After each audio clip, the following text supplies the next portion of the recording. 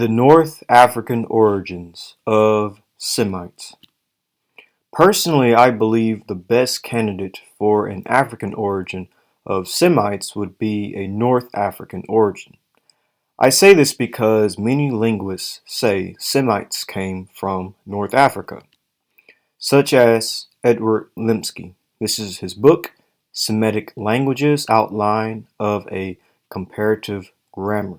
And it reads, this implies that the speakers of Proto-Semitic were still dwelling in Africa in the 5th millennium BC in the Neolithic subpluvial, circa 5500 through 3500 BC, when the Sahara's climate was much wetter, so that erosion took place, and in that moist temperate or subtropical regions, and there was a proper system of rivers and vegetation, consisting of grass with trees. A worsening of environmental conditions is indicated in North Africa circa 3500 BC, with disappearance of vegetation, a major faunal break, desertification, and desertion. This might have been the period when the speakers of Proto-Semitic passed through the Nile Delta from the west to the east and reached Western Asia, where written documents of the 3rd millennium BC preserve noticeable traces of pre-Semitic, and in Mesopotamia also of pre-Sumerian substratum.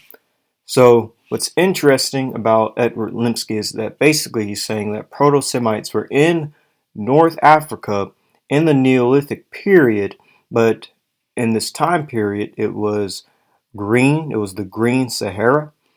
But when the Sahara began to become drier and desertification began to set in, that's when these Semitic populations left out of North Africa and went into the Levant and then eventually into Mesopotamia. So the Proto-Semites have been in Africa for a very long time, from the Neolithic up until the desertification of North Africa, which happened in 3500 BC. Thus, from North Africa, wave after wave of Semitic migrations would seem to have set forth. The earliest of these migrants, and those who went furthest to the east, were the Akkadians, who, journeying along the Fertile Crescent through Palestine and Syria, and crossing over into Mesopotamia, reached northern Babylon circa 3000 BC and founded the first Semitic empire at Kish. And so again, like I just said, you had Semites coming out of North Africa, waves of them over time due to the desertification of North Africa. And they passed through modern-day Israel or the Levant and went into Mesopotamia. And some of the earliest of these peoples were the Akkadians. So this North African origin of Semites is very, very interesting. So if Semites came from northern Africa, they would have carried haplogroup E. The migrations of Semites from North Africa fit the migration of haplogroup E, actually. So this paper, titled The Phylogeography of Y Chromosome Binary Haplotypes and the Origins of Modern Human Populations, this details North African migration of haplogroup E into the Levant and into Mesopotamia and the Mediterranean, which perfectly fits with the Semitic migrations. So it reads, the expansion of Neolithic farmers from the Middle East into Europe is also represented in the NRY data, although suggesting a relatively localized area of impact. As mentioned before, in relation to African NRY history, a Mesolithic population carrying group 3 lineages with the M35/M215 mutation, that's haplogroup E by the way, expanded northwards from sub-Saharan to North Africa and the Levant. Again, that matches perfectly with the Semitic migrations, starting from sub-Sahara to northern Africa and the Levant. The Levantine populations of farmers that dispersed into Europe during and after the Neolithic carried these African group 3 M35/M215 lineages. Group 3 lineages are found at high frequencies in Africa and relatively high frequencies in the Middle East and Southern Europe, characterized by the M35/M215 mutations, with occasional occurrences in Central Asia, Pakistan, and America. Most notable, the PN2 transition unites two high-frequency subclades defined by M2/M PN1/M180 mutations in sub-Saharan Africa and M35/M215 in North and East Africa and the Mediterranean basin and Europe. And that's basically all talking about haplogroup E. We suggest that a population with these three subclades of the African YAP/M145/M203/PN2 cluster expanded into the southern and eastern Mediterranean at the end of the Pleistocene. These lineages would have been introduced then from the Middle East into southern Europe, and to a lesser extent northern India and Pakistan by farmers during the Neolithic expansion. So according to the latest origin of Semitic languages, using the Bayesian phylogenetic analysis, linguists were able to determine that ancestral Semites came from Africa after splitting from Afroasiatic in Africa. So the latest study that I'm about to read basically says, ancestral Semites came from Africa. And from the paper I just read, literally a few seconds ago, it shows that haplogroup E follows that same migration coming out of Africa around the time of the Neolithic, going into the Middle East, and then going in all throughout the Mediterranean, which perfectly fits with the migration of Semites, Proto-Semites coming out of Africa into the Middle East. So basically, we see a nice parallel with haplogroup E and the migrations of Proto-Semites. They both seem to go and leave North Africa around the same time, and it's highly likely that they're one and the same. These Proto-Semite populations had haplogroup E. So here is the Bayesian phylogenetic analysis of Semitic languages identifies an early Bronze Age origin of Semitic in the Near East. And it reads, our analysis of the Semitic language family produced a dated phylogeny that estimates the origin of Semitic at approximately 4,400 through 7,400 YBP. These results indicate that the ancestor of all Semitic languages in our dataset was being spoken in the Near East no earlier than approximately 7,400 YBP after having diverged from Afroasiatic in Africa. So Semites branched off from Afroasiatic within Africa, and this would have happened a little bit before 7,400 years ago, which is interesting because that kind of matches with what Edward Lemsky says. And this paper is dealing with the latest origin of Semitic languages. So the latest origin of Semites, they came out of Africa. And just reading the rest, it says, the discovery of such early Semitic languages could increase estimates of the age of Semitic and alter its geographical origin if these early Semitic languages were found in Africa rather than the Middle East. So here's the map that details it. Map of Semitic languages and inferred dispersals. The map also presents the dispersal of Semitic languages inferred from our study. An origin of Afroasiatic along the African coast of the Red Sea, supported by comparative analysis, is indicated in red. Although other African origins of Afroasiatic have been proposed, such as southwest Ethiopia, the assumed location of the divergence of ancestral Semitic from Afroasiatic between the African coast of the Red Sea and the Near East is indicated in italics. So here is the origin of Afroasiatic. It's in North Africa or the Eastern Sahara. So I will consider this to be more of a North African origin, Northeast African origin of Semitic. But here is ancestral Semitic, as they said. It is in between both the Red Sea, the African coast of the Red Sea, and the Near East. And this is where ancestral Semitic would have been. Basically, again, in northern Africa, crossing over into the Levant, where they will disperse into Mesopotamia and Arabia. So it says, we use Bayesian phylogenetic methods to elucidate the relationships and divergence dates of Semitic languages, which we then relate to epigraphic and archaeological records to produce a comprehensive hypothesis of Semitic origins and dispersals after the divergence of ancestral Semitic from Afroasiatic in Africa. Again, ancestral Semitic diverged from Afroasiatic within the African continent. We estimate that Semitic had an early Bronze Age origin in the Levant, followed by an expansion of Akkadian into Mesopotamia. So, according to the Bayesian phylogenetic analysis, ancestral Semitic diverged from Afroasiatic within Africa around 7,400 years ago, which was basically around the time of the Heliocene when the Sahara was green. Again, this fits perfectly with haplogroup E being the lineage of ancestral Semitic populations and Proto-Semitic populations.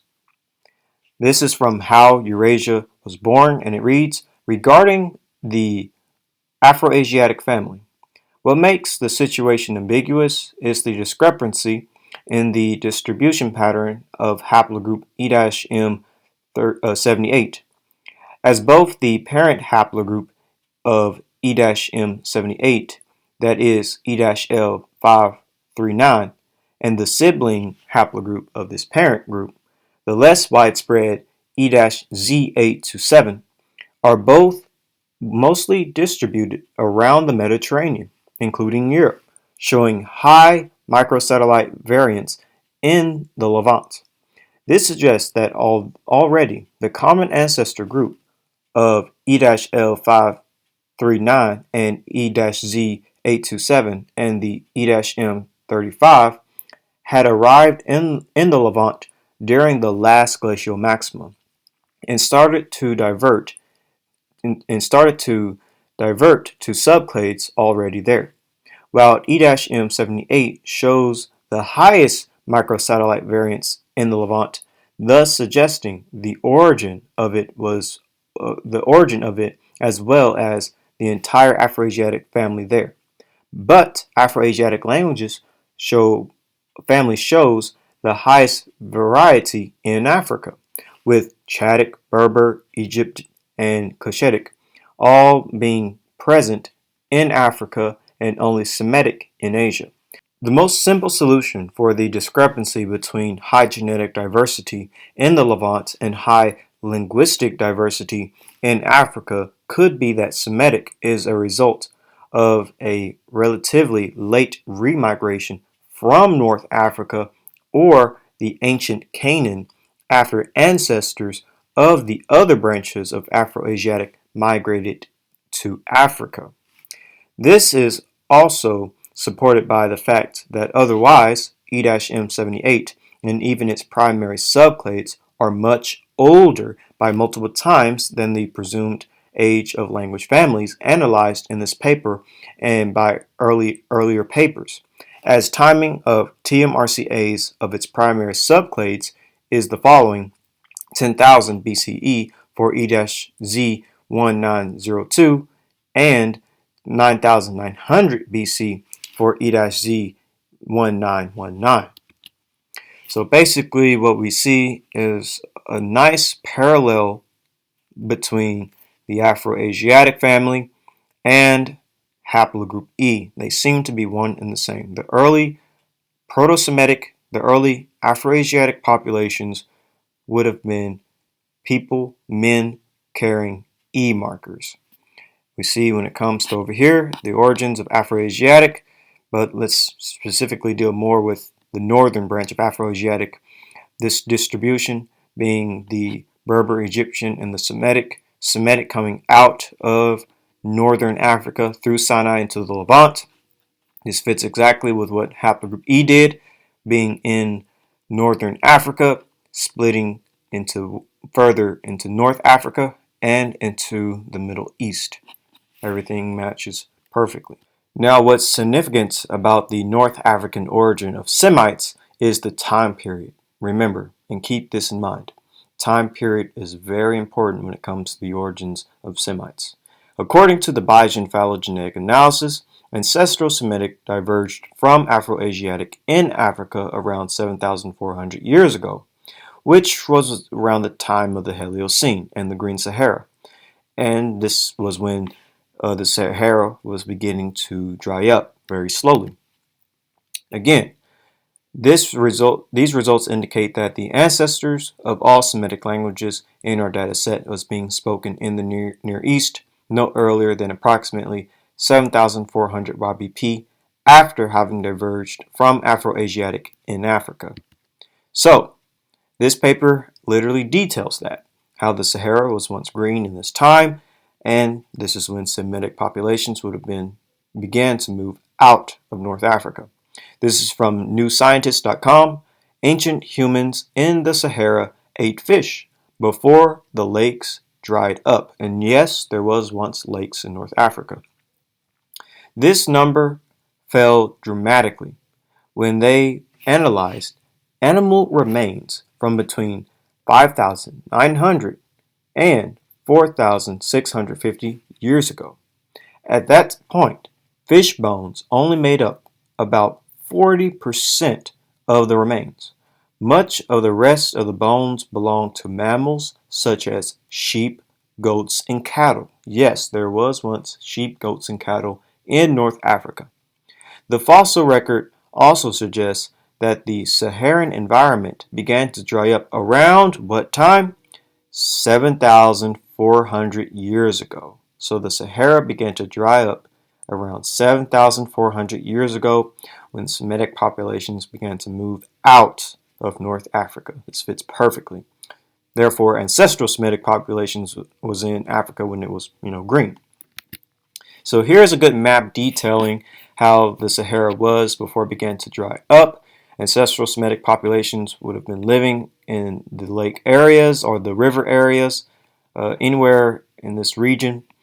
And this would have been basically a grassland type of pasturelands, as you can see right here. These are grasslands. And over here, you can kind of see how it would begin to dry up, starting from the coasts. And Semitic populations would have likely began to move into Sinai and then into the Levant and then eventually into Mesopotamia around the time of the early Bronze Age period. But this is a good example of the homeland of Semites before they began to move out. So perhaps these ancestral Semites began to live in the Green Sahara, taking notice of the slowly, worsening conditions, so they, decided to leave. And here's a good map detailing Proto-Afrasiatics and their migrations in North Africa. So the Amazigh peoples would have moved here. The Proto-Semitic people would have moved into northern Egypt, eventually to migrate into Sinai and the Levant. And then this would basically be the homeland of Proto-Semitic or Proto-Afrasiatic people. Again, if these ancestral Semites came from North Africa, which seems to be the consensus, then it's highly likely that these ancestral Semitic populations would have had haplogroup E. And again, these events are happening during the Green Sahara. Keep that in mind. All of this is going on in the Green Sahara, the Holocene, the Neolithic period. Reading the relevant portion in yellow, the most simple solution for the discrepancy between high genetic diversity in the Levant and high linguistic diversity in Africa could be that Semitic is a result of a relatively late remigration from North Africa or the ancient Canaan after ancestors of the other branches of Afroasiatic migrated to North Africa.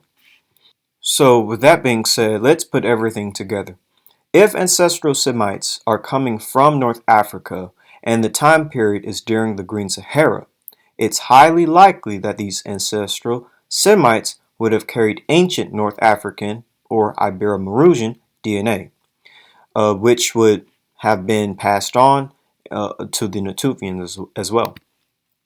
This paper is Paleolithic DNA from the Caucasus reveals core of West Eurasian ancestry, and it reads, our co-modeling of Epio-Paleolithic Natufians and Ibero-Maurusians from Teferalt confirms that the Teferalt population was mixed, but instead of specifying gene flow from the ancestors of Natufians into the ancestors of Teferalt was originally reported.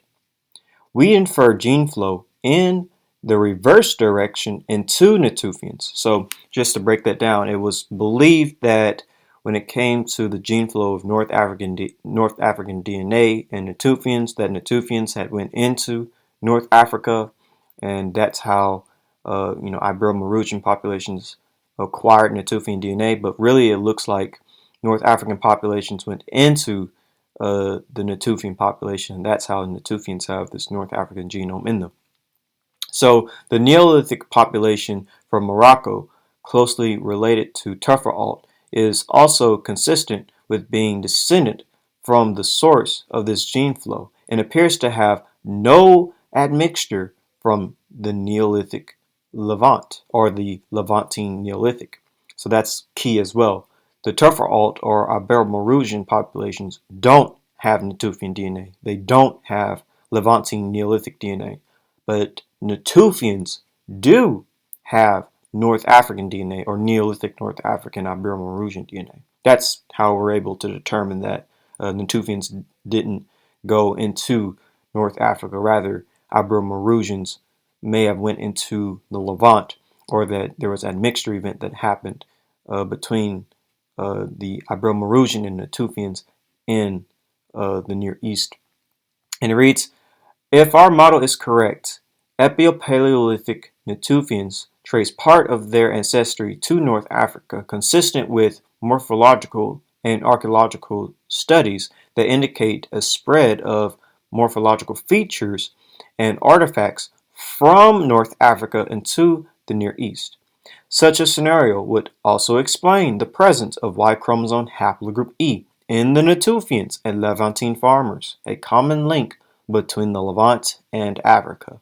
And that sounds perfectly when it comes to the migration of Semites coming out of North Africa into the Levant, and that they would be populations acquiring North African DNA, Levantine DNA, and they would have carried E markers, and of course a Proto-Afrasiatic language. So this is from the Pleistocene North African genomes link Near East and Sub-Saharan African populations, human populations. This is from Science Magazine, and it reads, we analyzed the genetic affinities of the Teferalt individuals by performing principal component analysis, PCA, and model-based clustering of worldwide data.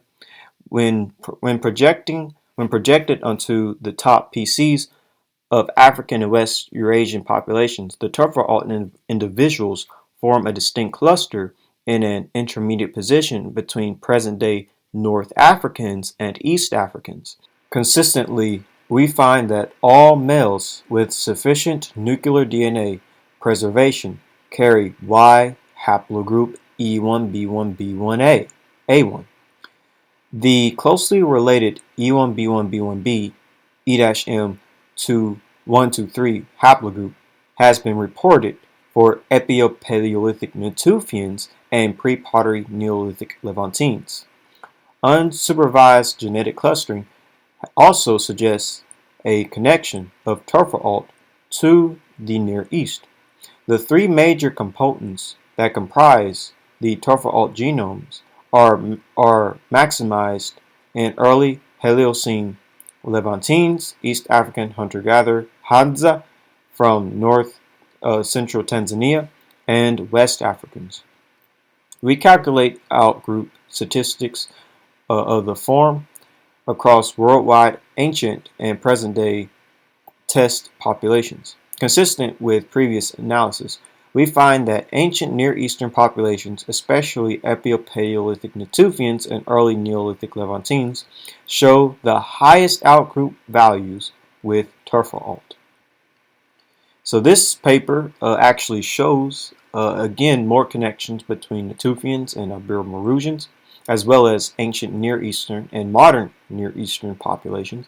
This paper is called Projecting Ancient Ancestry in Modern-Day Arabians and Iranians, a key role of the past exposed Arabo-Persian Gulf on human populations. And it reads, also, the ancient Ibero-Maurusian specimens could be in part descendants of basal Eurasians, as they have a high genetic diversity with early Paleocene Near Easterners.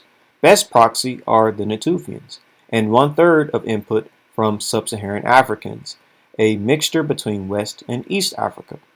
Thus, so far, Southwest Asia is still the best probable homeland of the hypothetical basal Eurasian population. Modern-day Saudi Arabian and Yemeni samples cluster tightly, with the lower left quadrant overlapping with the three Natufian samples, and we're close to the Levant PPNB/PPNC and Levant Bronze Age samples.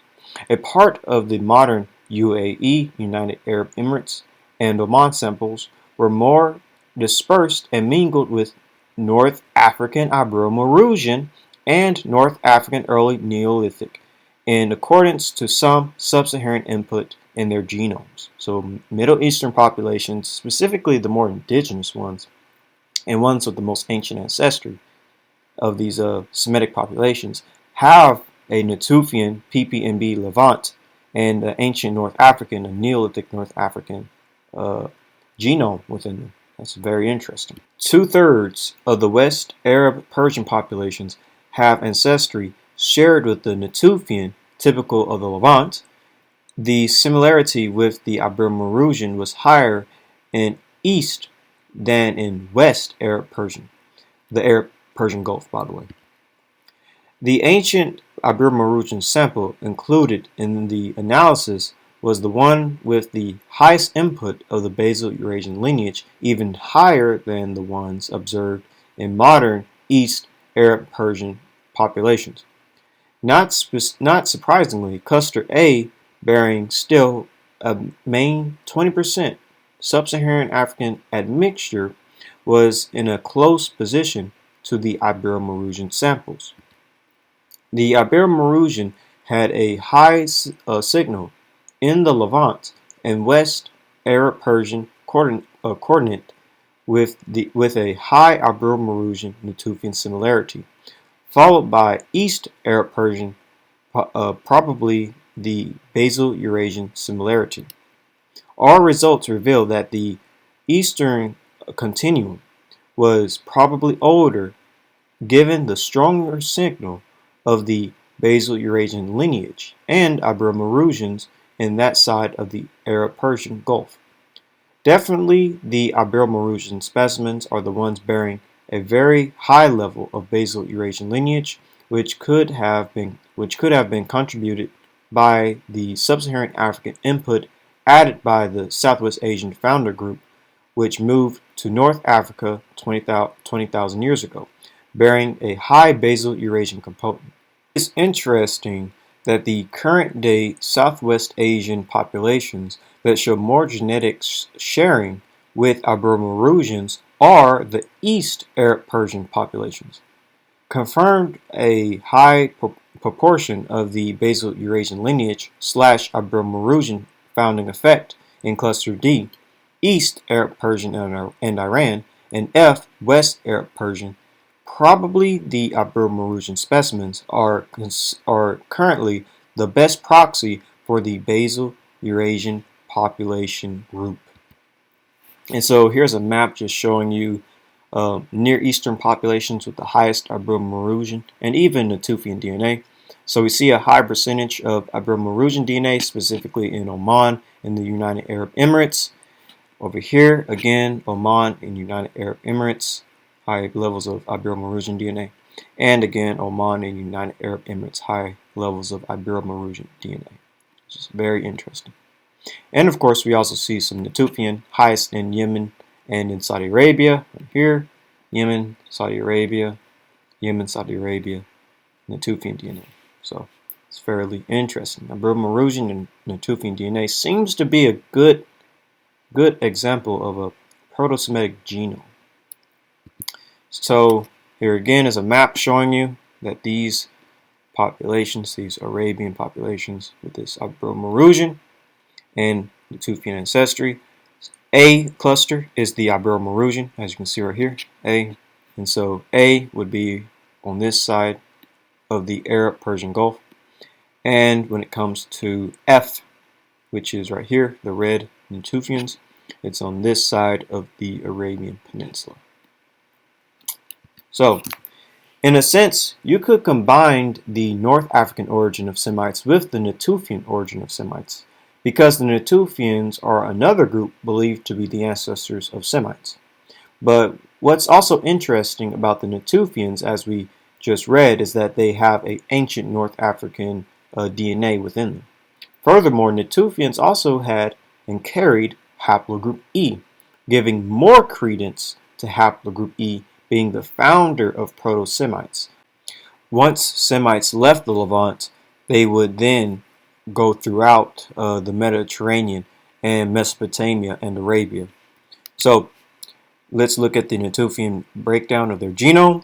The Natufian sample consists of 61.2% Arabian, 21.2% North African, that would be your Ibero-Marusian, 10.9% Western Asian, and 6.8% Omotic ancestry. But our main focus is that North African. Natufians have about 21.2% North African DNA. Again, this will be ancient North African, Neolithic North African, Ibero-Marusian. It's very interesting. So this book right here, Languages of the World, an Introduction, 3rd edition, basically illustrates the origins of and the homeland of Afroasiatic, basically being in Africa, and there's also a Levantine origin as well. So we're going to read this, basically summing up everything that we know so far, dealing with the homeland and origins of Proto-Afroasiatics. So it reads, the question of the Afroasiatic homeland and area where the ancestral Proto-Afroasiatic language was spoken. It is still hotly debated. Candidate areas include the Levant, the Eastern Sahara, North Africa, and the Horn of Africa. The Levant theory is particularly popular among specialists in Semitic and Egyptological studies, or proponents of the farming/language dispersal hypothesis. This states that major language groups dispersed with early farming technology in the Neolithic.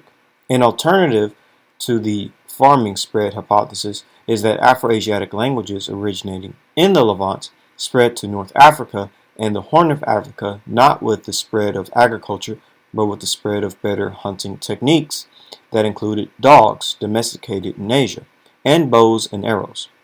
With the validity of the second version of the Levant theory depends on disputed reconstruction of words for dog, bow, and arrow in the Proto-Afroasiatic ancestors. So what we just read is basically the Levant origin of Afroasiatic, detailing with the spread of farming techniques and the domestication of animals. So now Green is going to deal with the Ethiopian origin of Semitic. So a major alternative to the Levant as the homeland of the Afroasiatic languages is the Eastern Sahara/Sahel hypothesis, advocated by Bernal and Christopher Ehret, and various others. According to this hypothesis, Semitic languages originated in Ethiopia and crossed to Asia directly from there over the Red Sea. So that's the Eastern Sahara/Sahel and Ethiopian origin of Semites. A third hypothesis advocated by Zarians places the Afroasiatic homeland in North Africa and associates it Semite's expansion with the spread of the so-called nomadic pastoralism complex, which dispersed, spreading south along the shores of the Red Sea and northeast along the edge of the Fertile Crescent. According to this hypothesis, Semitic speakers crossed from South Arabia back into Eritrea rather than the other way around, as proposed by the proponents of the Eastern Saharan/Sahel hypothesis. So that's the North African origin, and this deals with nomadic pastoralism, which is a very good hypothesis that we're dealing with. And finally, you have the Horn of African hypothesis proposed by Christopher Ehret, places the Afroasiatic homeland in present-day Ethiopia and Eritrea. This hypothesis is based on the idea that the highest degree of divergence along languages of a given language family is found in geographic proximity, if not the exact location of its homeland. So basically, we're dealing with a North African or even Northeast African origin of Semitic populations, and even a Levant origin. But even if we deal with the Levant origin, these populations would have been coming out of Africa into the Levant. So, according to anthropologists such as Christopher Ehret, Jared Diamond, and many others, they all basically say that early Semites were Africans. This is from Guns, Germs, and Steel by Jared Diamond, and it reads, Greenberg determined that Semitic languages really form only one of 6 or more branches of a much larger language family, Afroasiatic. Even the Semitic subfamily itself is mainly African, 12 of its 19 surviving languages being confined to Ethiopia. This suggests that Afroasiatic languages arose in Africa and that only one branch of them spread to the Near East. Hence, it may have been Africa that gave birth to the languages spoken by the authors of the Old and New Testaments and the Quran, the moral pillars of Western civilization. And this is a conversation with Christopher Ehret, and it reads, After all, the early Semites were just a few Africans arriving to find a lot of other people already in the area. And all of this is very true if Semites came out of North Africa. So when it comes to the origins of Afroasiatic Semites, it's highly likely that they would have came somewhere or originated somewhere in Africa or the Levant. But it's definitely not in the Caucasus. And I cannot stress that enough. There really doesn't seem to be much evidence that Semites were originated in the Caucasus. As a matter of fact, they didn't. No linguist would ever tell you that Afroasiatic or Semites had a Caucasian or Zagros Mountain or Iranian or Anatolian origin. None of them will tell you this. And as a matter of fact, geneticist Razib Khan even illustrates this fact. As a geneticist, he specifically says that Proto-Semites, or that Semitic populations, have an African origin, and that they would have carried haplogroup E, and that haplogroup J came from Western Iran, and that Semitic did not have a Western Iranian origin, but rather an African origin. So I'm going to let the geneticist Razib Khan actually illustrate this point. Before I play the clip, I want to make it known that I am protected under fair use. I'm using this video for teaching purposes as well as research purposes. I am protected under Title 17 U.S.C. Section 107. Again, this is a copyright disclaimer. I am protected under fair use. I'm using this video for teaching and research purposes. There are groups that make claims for E1B1A being a founding haplogroup among Semitic groups. Is E1B1A found in high frequencies among Semitic populations like J1? Would the ancient Arabians and Syrians and the Israelites have had high percentages of E1B1A within their populations in antiquity? Yeah, they did, but they also had J1. So this is my opinion. So take that for what it is. I think that J1 and J2 probably were not, and I'm going to say Afroasiatic. So Dr. or geneticist Razib Khan, as he just stated, haplogroup J1, J2 would not have been Afroasiatic, which is what I teach as well, and what many of the geneticists and linguists are saying, that haplogroup J doesn't seem to be Afroasiatic or Semitic in origin. We're going to let him repeat it again. Take that for what it is. I think that J1 and J2 probably were not, and I'm going to say Afroasiatic, because, like the Egyptians spoke non-Semitic language, but it was Afroasiatic, like more closely related to that of the Amazigh people, the Berbers, right? So North Africa had a different branch before the Semitic, whatever. So I'll say Afroasiatic, Semitic, and whatever the other groups like Tuareg and stuff. So it looks like the Natufians had it. It looks like there was a massive admixture between Western and Eastern Levant, Middle Eastern people, probably before 3000 BC, but after, let's say after like 8000 BC, somewhere like in prehistory, there was a genetic exchange, and the J's, J1, J2, seem to show up during that exchange in the Levant and the western part of the Middle East. I don't think Afroasiatic languages are from Western Iran. And as geneticist Razib Khan just stated, he doesn't believe that Afroasiatic languages originated in Western Iran, where haplogroup J would have been. And this is what most of the geneticists say, that Afroasiatic originated in Africa, nowhere near the Caucasus or Iran or Anatolia. And even Razib Khan seems to agree with what most linguists say, is that Afroasiatic has more of an African origin. Afroasiatic would not have originated in the Caucasus. It is not Caucasian.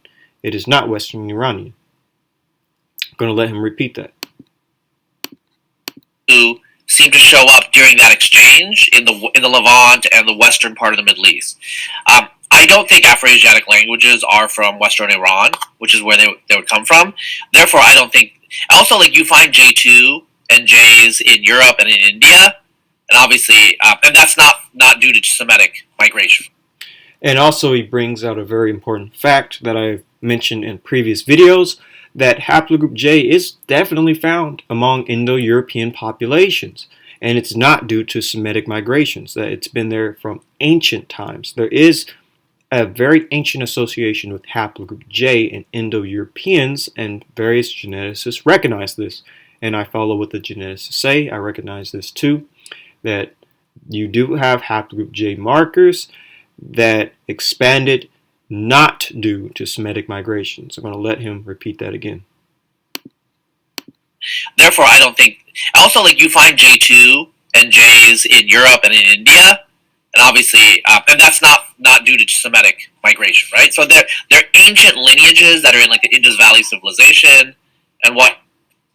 And by the way, I've actually covered this in previous videos dealing with haplogroup J. Check them out, of haplogroup J being among the Indus Valley civilization and ancient Indo-European populations. Excuse me. So I think E is probably more likely to be Afroasiatic. And as Dr. geneticist Razib Khan stated, he's not saying anything new. He's not saying anything different than what other geneticists and linguists say. Haplogroup E is Afroasiatic, and this is from the mouth of a geneticist. Haplogroup E is Afroasiatic. This is why I push haplogroup E and no other haplogroup, because this is the consensus. I'm going to let him repeat it. Excuse me. So I think E is probably more likely to be Afroasiatic, and they had high frequencies in Arabians, Syrians, and Israelites. So haplogroup E would have had high frequencies among the Arabians, the Assyrians, and the Israelites. Again, this is why I think haplogroup E is very important to study and look into. This seems to be the consensus of the Afroasiatic marker. This makes sense considering that the origins of Semites is in Africa, If you follow, an old Earth model, that Semites coming from Africa is highly plausible, which makes it particularly impossible, practically impossible, for haplogroup J to be the ancestral Semitic marker, since haplogroup J originated in Anatolia, the Caucasus, and Iran region, like what the good doctor just said. This is from Scientific Reports, titled Origin and Diffusion of Human Y Chromosome Haplogroup J1-M267, and it reads, around the time of the Neolithic demographic transition, the genome-wide ancestry of West Eurasian populations was geographically structured into three groups. Among them, haplogroup J-M304 is found in the Caucasus/Iranian and Anatolian hunter-gatherers and farmers, but not in the Levantine ones. So we have haplogroup J in ancient Caucasus and Iranian and and Anatolian hunter-gatherer populations, but it's not found in the Levantine ones. Unfortunately, so far, ancient DNA studies, ADNA stands for ancient DNA, ancient DNA studies are missing from the Arabian Peninsula and Mesopotamia, where haplogroup J-M304 is found frequent nowadays. The J1B-F4306 and J1A2-PH77 branches split off at the very beginning.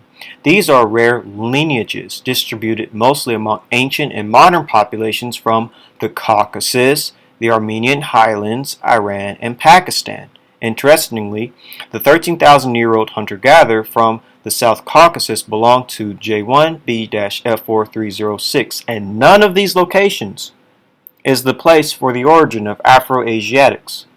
Again, origins of Afroasiatics: Horn of Africa, Ethiopia, the Eastern Sahara, the Sahel, North Africa, the Levant. This is nowhere where haplogroup J was in ancient times. In ancient times, haplogroup J is in the Caucasus, the Armenian highlands, Iran, Pakistan, and it's found among Caucasus hunter-gatherers.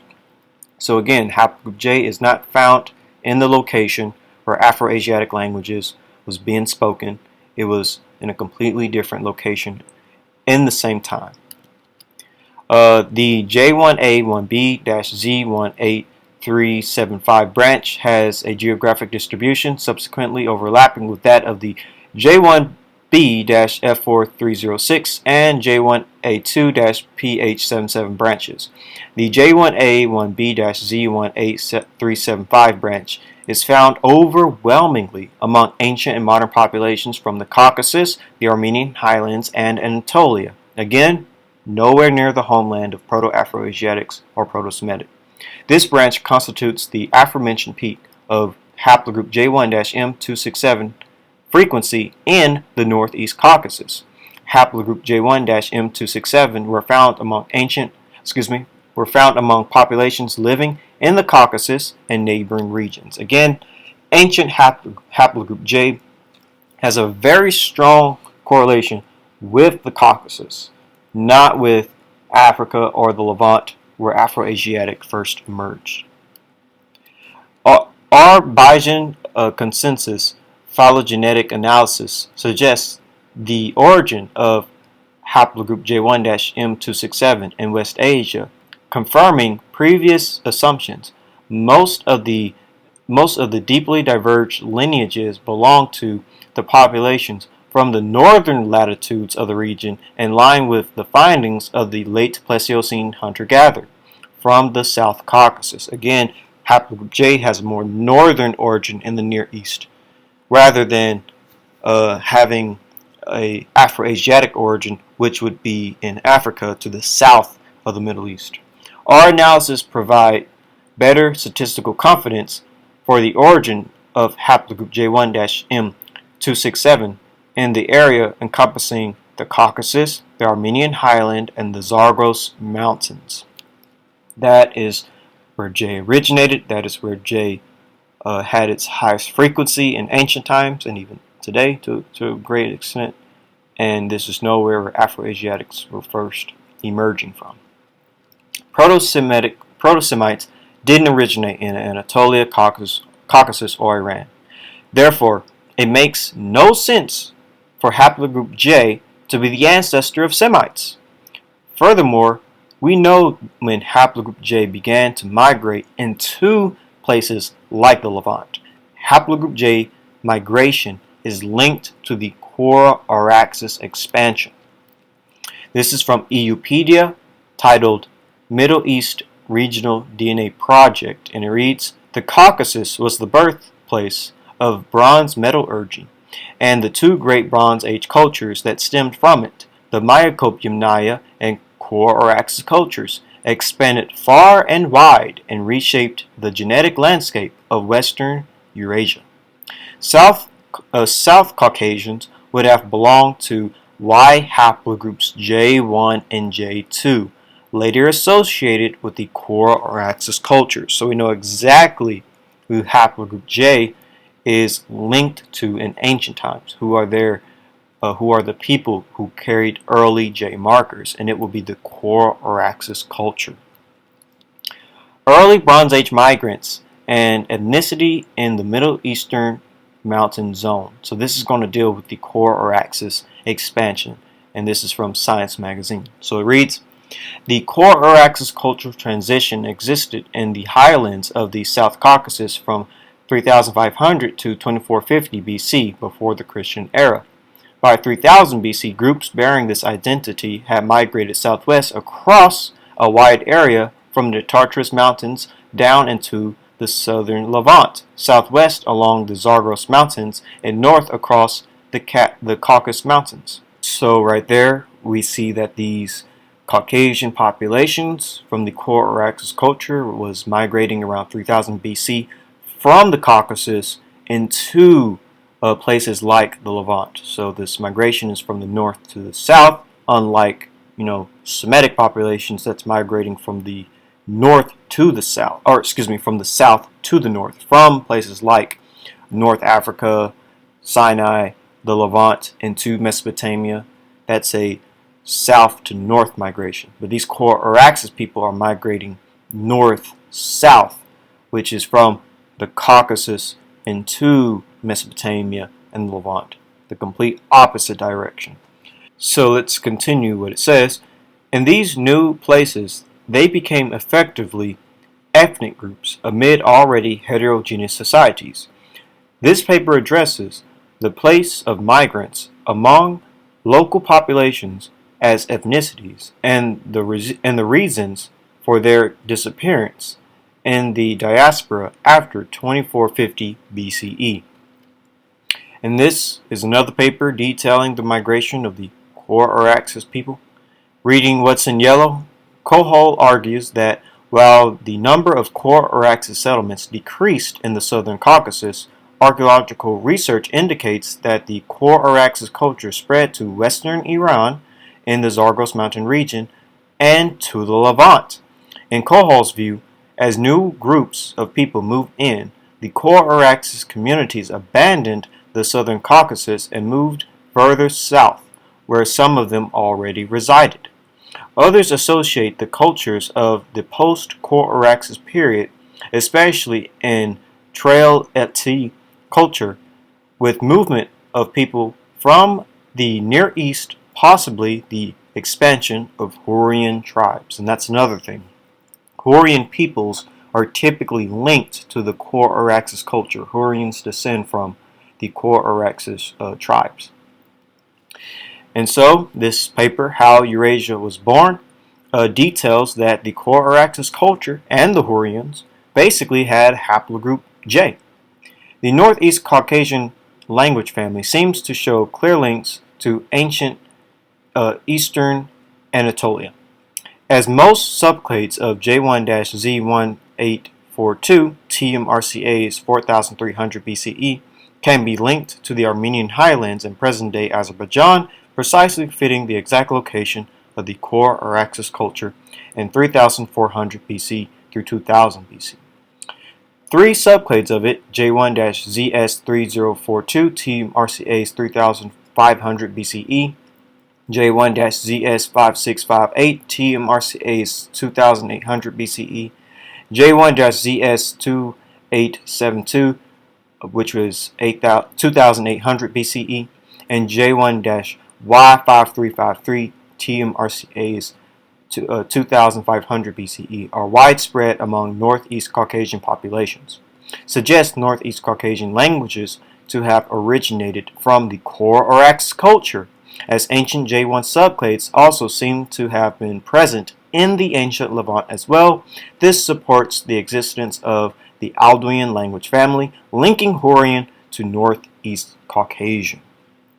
So here's the Core-Araxes culture in the Southern Caucasus, where you would have had a lot of J markers. And here is Semitic, by the way, in the Levant, and this goes to show you that there is a clear difference. You had Semites down here, and they would have had E markers because all the J markers are up here with the Core-Araxes culture. This map alone proves that Semitic and the Core-Araxes are two different peoples, and that the Core-Araxes had J markers, and that they did not enter the Levant yet. Semites were down here, and who had haplogroup E? It was the Semitic population. Haplogroup E dominated the Levant. But the Core-Araxes people would eventually migrate further south. And as we can see, they would have penetrated into the Levant, where now we begin to see J markers. But again, it's linked to the Core-Araxes culture, and that these J markers would not have been Semitic in origin, but rather Caucasian in origin. And we see Semites will even begin to flee. Some of them will go into Arabia. So let's show that again. So the Core-Araxes is up here, Semites are up here, and the Core-Araxes comes into the Levant, and Semites go into Arabia. So you see a clear distinction between the J marker Core-Araxes people and the Semites who would have had haplogroup E. So haplogroup J was carried by Core-Araxes Horian tribesmen. The Horians began to migrate specifically after the collapse of the Semitic Akkadian Empire in Mesopotamia. This is also around the same time haplogroup J entered into the Levant. Also remember, Horians are a non-Semitic people. This is from World History Encyclopedia titled Horians. When the kingdom of Akkad fell circa 2190 BCE, the Horians and others exploited the constant power vacuum in Mesopotamia. So when Akkad fell, the Horians saw this as an opportunity for expansion. The collapse of the Akkadian Empire saw the arrival of peoples using Kerbic Kirik wire pottery, coming originally from the Zagros Mountains east of the Tigris. It is suspected by some that this event marks the arrival in Syria and Palestine of the Horians, people later known in the biblical tradition possibly as Horites. And I actually have a video that breaks down who the Horians are. If you want a deeper understanding, check out that previous video. But basically, to sum this up, when the Akkadian Empire collapsed, that's when we see these Horian tribes start to migrate into places like Syria and Palestine. And again, these are a non-Semitic people, and they would have carried haplogroup J. So this paper is very important, and it details that very fact. This paper is titled Genetics and the Archaeology of Ancient Israel. And it reads, this geographic distribution of J2A versus J1 mirrors the two autosomal components from Heber 2013. However, several demographic and migrational events may contribute to the observed Y-frequency patterns in the southern Levant.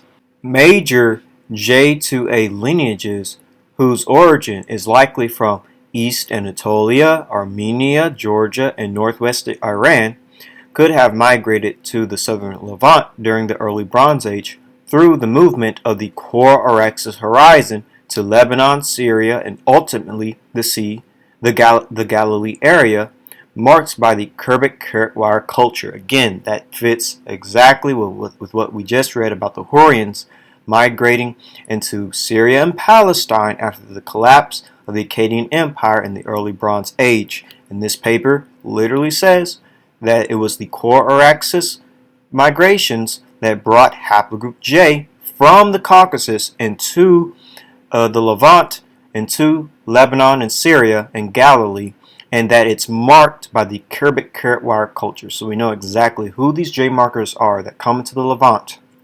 They're core Araxis migrants, and again, the core Araxis culture is a Caucasian culture, which illustrates that these J markers are not Semitic in origin, they're Caucasian in origin, and they brought in Caucasian culture. So let's continue.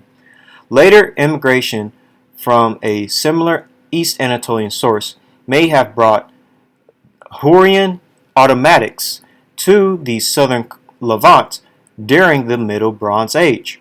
These events may have added J2A to a underlying J1 substratum. So that's very interesting. All of this is culminating. So this book also details the migration of the core Araxis culture, again tying this all together. The core Araxis, a cultural tradition of the late 4th and 3rd millennium BC, has recently become the focus of international archaeological research. It was first discovered in the mountains of the Tartarus and the South Caucasus. From near the beginning of the tradition, evidence suggests that populations bearing some of its hallmarks, black burnished, handmade pottery, and a ritual for the hearth, spread out over the wide area of the Tartarus, Zagros, and Caucasus Mountains, and as far south as the area of the Sea of Galilee in the southern Levant. This fits exactly with what we just read about Haplogroup J being connected to the core Araxis culture, going to these places and bringing this Caucasian, non-Semitic culture.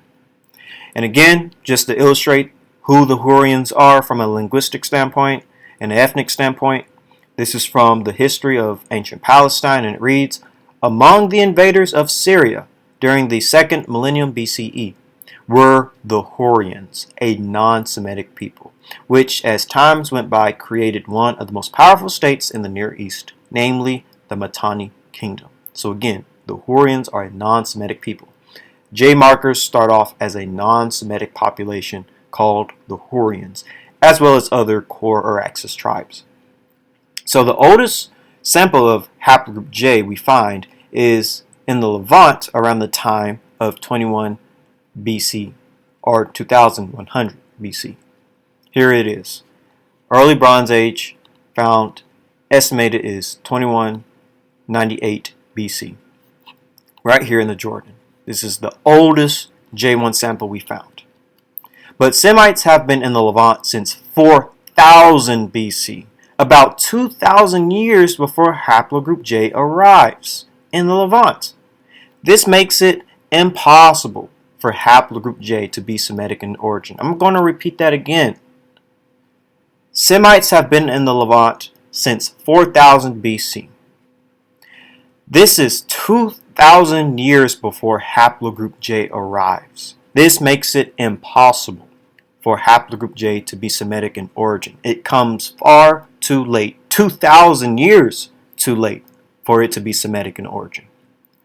Again, according to the Bayesian phylogenetic analysis of Semitic languages, identifies an early Bronze Age origin of Semitic in the Near East, and it reads, the results indicate that the ancestor of all Semitic languages in our data set was being spoken in the Near East no earlier than approximately 7,400 YBP, having diverged from Afroasiatic in Africa. So Semitic came from Afroasiatic in Africa. So when did it get into the Near East? We estimate that Semitic had an early Bronze Age origin 5,750 years ago in the Levant, followed by expansion of Akkadian into Mesopotamia. So, 5,750 years ago. When was that? Or should I say 5,750 YBP. When was this? This would be 3750 BC.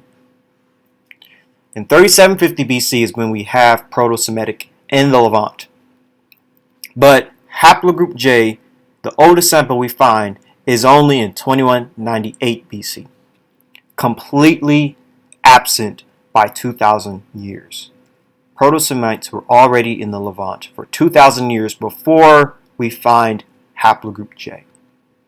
This is why when Haplogroup J enters the Levant, it replaces the local population, and that local population would have been Semitic. This is from the Genetic History of the Middle East, and it reads, "We found an ancestry related to ancient Iranians that is ubiquitous today in all Middle Easterners. Previous studies show that this ancestry was not present in the Levant during the Neolithic period, but appeared in the Bronze Age, where 50% of the local ancestry was replaced, that local ancestry being Semitic. It was replaced by a population carrying ancient Iranian-related ancestry." And as we just said, the core Araxes people came from the Caucasus and Iran. Haplogroup J also came from the Caucasus and Iran. And this would have been non-Semitic people, the Horians, and they had this ancient Iranian ancestry. These populations potentially introduced the Y chromosome haplogroup J1 into the region, and it even says in this paper that they introduced haplogroup J into the region. So again, just to show you the Corax expansion up here in the Southern Caucasus, Anatolia, and Iran, and then they come into the Levant and they replace the local population, because what was the population beforehand? It was Semitic, and they would have had haplogroup E more than likely, as being an Afroasiatic people. But the core Araxes came in, replaced the local population, setting up the curved carrot wire culture, and Semites would migrate into Arabia, some of them escaping, whereas the ones that stayed, their population was replaced. The local Semitic population, by the way, would have been the descendants of the Natufians. This is from Paleolithic DNA, from the Paleolithic DNA from the Caucasus reveals core of West Eurasian ancestry, and it reads, "Such a scenario would also explain the presence of Y chromosome haplogroup E in the Natufians and Levantine farmers, a common link between the Levant and Africa." Given a modern, this is from Cambridge, by the way, given the modern distribution of Semitic languages over the area in question, which belong to the larger Afroasiatic family, it seems appropriate to suggest that these first farmers of the Levant and their Mesolithic predecessors, including the Natufian culture, were speaking a Proto-Afroasiatic language. It may be that Proto-Semitic continued to develop within the Levant and Syria area, since both Ebelite and Akkadian, early Semitic languages, are there attested early, the former around 2400 BC. So again, Proto-Semitic was in the Levant and Syria. This is where you have Ebelite and Akkadian, and this is the homeland of Semites, the Levant. Here we see that on the left-hand side of the screen, various E markers, ancient samples of E markers in the Levant, stretching from the southern Levant up into Turkey or Anatolia. And we see over here the Natufian culture, similarly stretching from the Negev, from Sinai all the way up into Syria. And this fits beautifully. So here are your PP and B, or pre-Pottery Neolithic B samples. Here are your Natufian samples, and even your Middle Late Bronze Age samples of various E markers scattered throughout the Levant. You have more Middle Late Bronze Age samples and samples in Syria, samples in Anatolia. E was heavily dominated in the Levant in this time. This is why the best case for Proto-Semites would be haplogroup E markers. And we even have haplogroup E all the way in Armenia in the Middle Late Bronze Age period. This is why if some people want to say that Abraham came from Armenia, although there's no evidence for that, we can still say he could have been an E marker, because we find E markers even in the Bronze Age Armenia. But it likely that E sample in Armenia is probably an Akkadian. There could have been some Akkadian expansions up there, which is interesting when you study it. So here's the migration of haplogroup E, again, from the Levant into Mesopotamia. And here is an expansion of ancient samples of haplogroup E in the Levant into Mesopotamia. The oldest samples of haplogroup E are in the Levant. As you expand from the Levant, the samples get younger, which is interesting. Likely Semitic migrants. So Natufians are a great candidate to be the origins of Afroasiatics and Semites, because all Afroasiatic populations have Natufian ancestry. Furthermore, Haplogroup E is believed to be the founder of Afroasiatics. Afroasiatics. This is from Science Magazine, Farmers and Their Languages, the first expansionists, or expansions. This language family consists of 6 branches, 5 including ancient Egyptian confined to North Africa, 1 Semitic also extending in ancient times to Southwest Asia. That distribution suggests an African origin for the family, whose Semitic branch might then have spread into Southwest Asia, but the overwhelming archaeologically attested flow of domesticated crops and animals from Neolithic times onwards into Egypt and through the Arabian Peninsula into Ethiopia is out of Southwest Asia rather than out of Africa. That would make it surprising for Semitic languages to have spread against that stream. There are 2 principal competing hypotheses for the origin of Afroasiatic. One based on reconstruction of early vocabulary for agricultural and environmental reference places the homeland in the Levant during the earliest Neolithic. Again, Afroasiatic having a Levantine origin. With the subsequent 2 prolonged spread by 5000 BC, it is well documented archaeologically mixed farming across the Nile into Egypt and North Africa, giving rise to the Egyptian and Berber branches of Afroasiatic languages and spread and sheep and goat based pastoralism from Western Asia across the Red Sea into Ethiopia and Sudan, giving rise to the Cushitic, Omotic, and Chadic branches. Semitic spread into Ethiopia much later. That Southwest Asian origin would now be masked by language replacement in the homeland, including the spread of Semitic branch of Afroasiatic languages, including Akkadian or Babylonian, Aramaic, and Arabic in historic times. And so this book, In Hot Pursuit of Language and Prehistory, the author basically illustrates that the ancestors of Semites would be Natufians. And it reads, this paper makes an additional inference, since there is archaeological and physical anthropological reason to believe that the Natufians were related to modern Semitic-speaking peoples of the Levant. Again, it is not me just saying that the Natufians would be the ancestors of Semites. It is archaeologists and anthropologists that say the Natufians are the ancestors of Semites. And this book even says that haplogroup E-B2, would be the marker of Semitic and Afroasiatic populations. It reads, most of the Afroasiatic speakers share a lineage defined by Yap descendant called PN2/215/M35. And again, this paper, European Journal of Human Genetics, literally states that Proto-Afrasiatic is E-B2. This paper is titled Y chromosome E haplogroups, their distribution and implication to the origin of Afroasiatic languages and pastoralism. And it reads, the Proto-Afrasiatic group carrying the E-P2 mutation may have appeared at this point in time, and subsequently gave rise to the different major population groups, including current speakers of the Afroasiatic languages and pastoralist populations. And if you actually look at Afroasiatic populations, this is very true. Many Afroasiatic populations carry haplogroup E.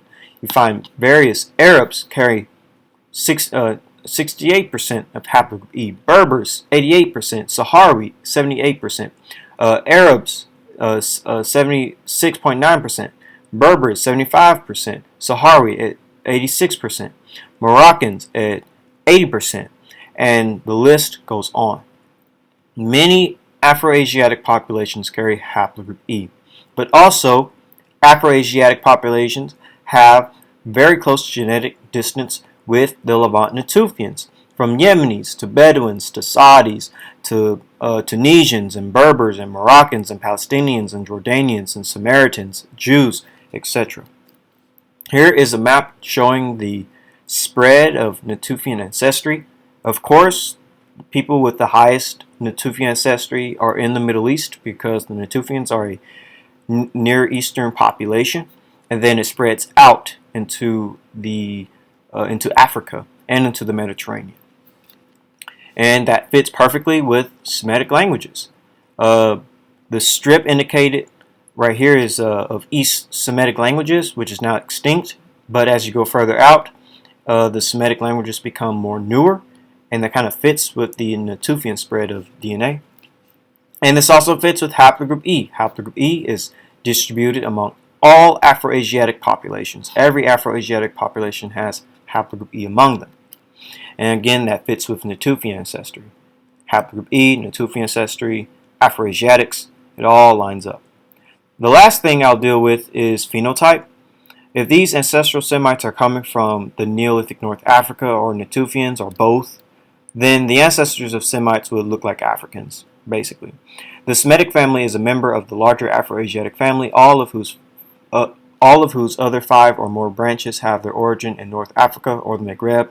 Largely for this reason, the ancestors of Proto-Semitic speakers were originally believed by some to have first arrived in the Middle East from North Africa, possibly as part of the operation of the Saharan pump around the late Neolithic. So we're dealing with the late Neolithic coming out of Africa with these Semitic populations.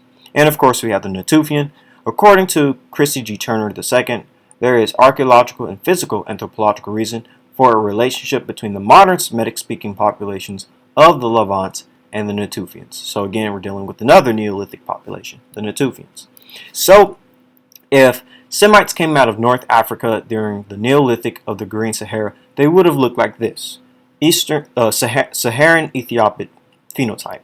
The Ethiopid type that was more common during the Neolithic when the Sahara was green. Basically reddish brown to black skin, tight curly hair, dolichocephalic phenotype, or skull structure. And here is the West Ethiopid, another type of phenotype Semites could have had. Ethiopid subtype that was more widespread among the West Saharan regions during the Neolithic when the area was still a green savanna. Again, they would have a reddish medium to dark brown skin tone, wavy to tightly curly hair, dolichocephalic, pseudo-Semitic features may appear in some individuals, somewhat pronathinous. And so here is the Natufian phenotype. As we can see, dark brown skin. The hair would likely be more curly, I would say. And all the features are very interesting. And this fits with what we know about early West Asians that resembled Africans. This paper, a comparison of cranial features of major human groups, and early West Asians resembled Africans.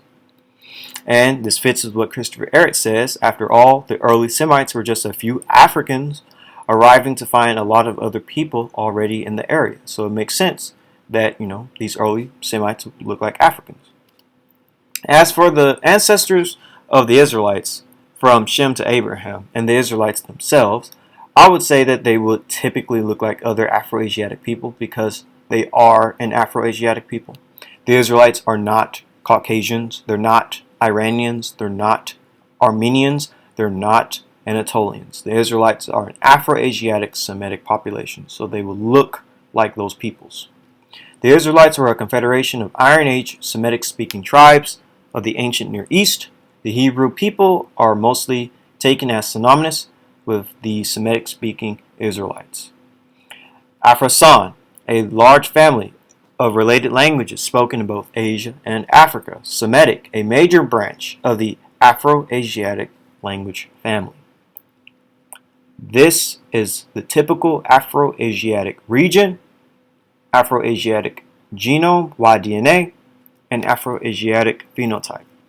Basically, the Israelites, I would say, and just to keep this more general, ancient Semitic populations, typical Afroasiatic populations, would have Natufian DNA, Ibero-Maurusian DNA, Y chromosome haplogroup E, and phenotypically they would look reddish brown skinned with dark hair and dark eyes. And this is where we end the North African and the Natufian origin of Semites. If you enjoyed the video, please hit the like button. Don't forget to subscribe, share the video, click the bell. Follow my social media platforms for more information. And with all of that out of the way, have a great day and shalom.